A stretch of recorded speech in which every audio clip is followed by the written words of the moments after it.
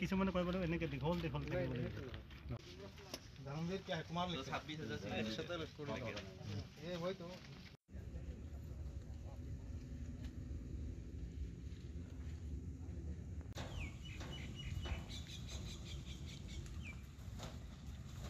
photo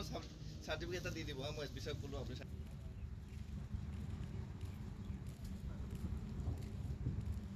আমি গোপনে এখন খবর পাওঁ যে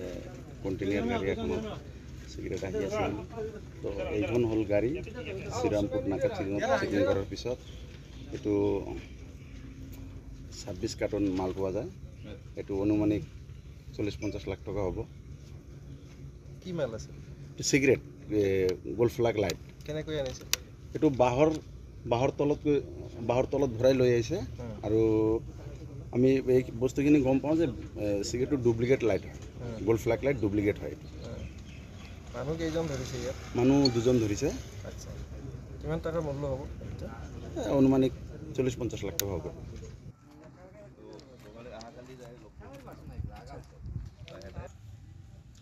আচ্ছা